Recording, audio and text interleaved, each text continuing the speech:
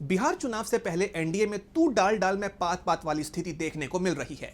एक तरफ एनडीए बाहरी तौर पर सब कुछ ठीक होने का दावा कर रहा है, तो वहीं दूसरी तरफ उसके सहयोगी अपने उम्मीदवार का ऐलान कर रहे हैं। हाल ही में जेडीयू ने 2 उम्मीदवारों का ऐलान कर बीजेपी की टेंशन बढ़ा दी थी, जिसके बाद अब बीजेपी ने भी आनन फानन में अपने उम्मीदवार का ऐलान कर दिया है।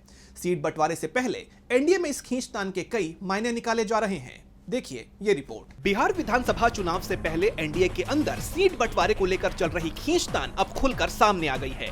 भले ही बाहरी तौर पर सब कुछ सामान्य होने का दावा किया जा रहा हो, लेकिन जमीनी हकीकत कुछ और ही बयां कर रही है। हाल ही में जेडीयू ने 2 सीटों पर अपने उम्मीदवारों का ऐलान कर बीजेपी को चौंका दिया था। इसके जवाब में बीजेपी ने भी अब आनन फानन में अपने एक उम्मीदवार का नाम मोतिहारी सीट के लिए घोषित कर दिया है।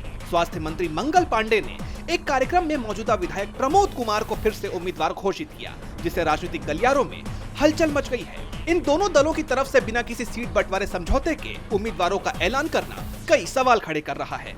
राजनीतिक जानकारों का मानना है कि ये सिर्फ उम्मीदवारों का ऐलान नहीं, बल्कि एक सोची समझी रणनीति का हिस्सा है।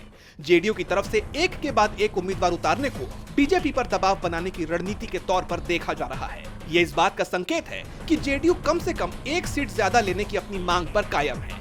इसके अलावा जेडीयू अपने इस कदम से यह भी साबित करना चाह रही थी कि वो सीट बंटवारे पर बैठक के लिए बीजेपी की लेट लतीफी का इंतजार नहीं करेगी। ये कदम एनडीए में नीतीश कुमार की दावेदारी को और पुख्ता करने की कोशिश भी माना जा रहा है, जिससे गठबंधन में उनकी स्थिति और मजबूत हो सके।